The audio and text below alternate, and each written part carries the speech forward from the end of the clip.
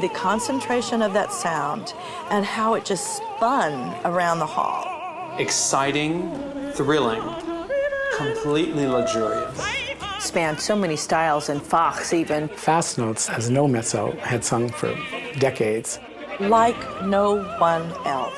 When I first heard Marilyn, I was shocked out of my boots when I looked at her and she was Caucasian. I mean, this is a woman whose first job in Hollywood was dubbing Carmen Jones for Dorothy Dandridge, and then 15 years later she's doing a new production of Carmen on the stage of the Met. And in between she sang Marie in Wozzeck, which is, you know, manifestly a soprano part, and Arsace in Semiramide, which is manifestly not a soprano part.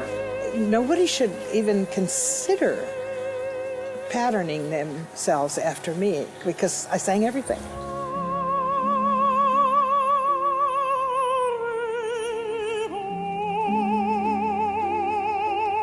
When you're with her, around her, talking with her, almost even see a picture of her, you feel everything's okay in the world. It'll be okay. There's a direct connection that I absolutely feel that she reverberates within me. She's good at telling the truth, but somehow the truth is comforting rather than alarming. About 20 years ago, she wrote some encouraging letters to me because I was being attacked on the road for having married an African American. And this is something that she knew something about. She did it about half a decade before I did. Henry was the one who said, you know, you can really put a lot of juice down there that you're not using. It started to look like maybe that was something I could do that nobody else could. She realized at some point that she had a voice that must have been quite similar to Alboni, who was a wonderful singer that Rossini wrote for.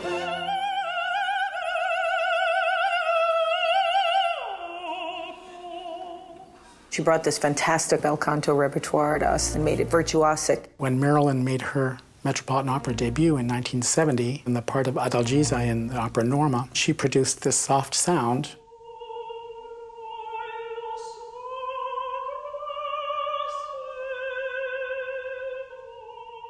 And the whole audience just went, like that. I'll never forget that sound. It went to the back of the place. I was working here at the Met in the early 90s when she took on the role of Samira in The Ghost of Versailles. She always had demonstrated comic skill, but she had such a vocal and comedic tour de force that she literally stole the show. Very difficult for the opera to continue after her performance. I loved being able to witness the fact that she was so demanding of herself and that everyone around her also saw that it was necessary for them to give their best as well. Marilyn confirmed for me that even a singer can be a hard worker.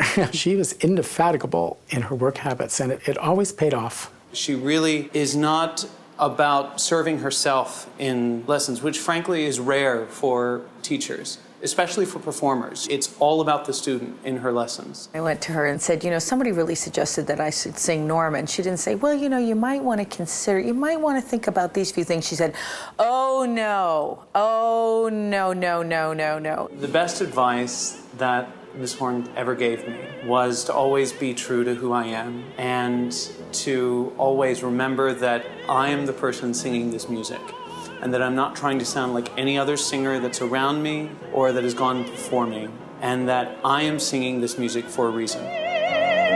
I was facing my 60th birthday and felt it was time to start to give back. And opera at that point was really thriving because of super titles. And so it was this recital, the classical vocal recital, that seemed to be in peril. Believe me, I chose a tough one. I know that, and it's still tough, but I still believe in it very much. And as we sit here, we are on the eve of the Marilyn Horne Foundation competition, and the winners get a recital in New York City.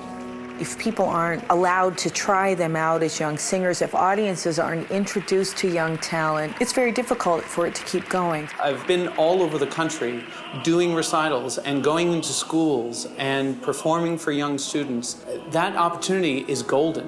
It has to do with going out to the people, with reaching out to your audience. We can get anything in this day and age on recording. We used to have a game called Dead But Still Entertaining the Nation.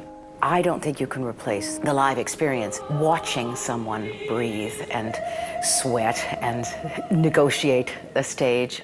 The Carnegie Hall memorial service for Leonard Bernstein. She sang "Shall We Gather at the River," and I cried so hard that I had to leave the building.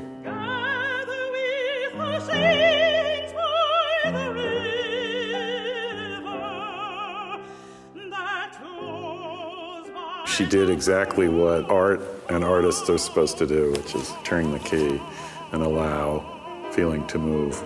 I think Marilyn's legacy it's an ongoing legacy. She first was a brilliant young star, and then she developed into a brilliant, mature artist, exciting and influencing audiences in and beyond the Opera House. But as a teacher, she is still a star, passing on her knowledge and skill to generations of singers as one of the great teachers in the world of opera today. She's confirmed for me what integrity can do for a career and a life in music. Sticking to the right reason to be in music altogether, not for the limos and the flowers and all that stuff, but for the music itself.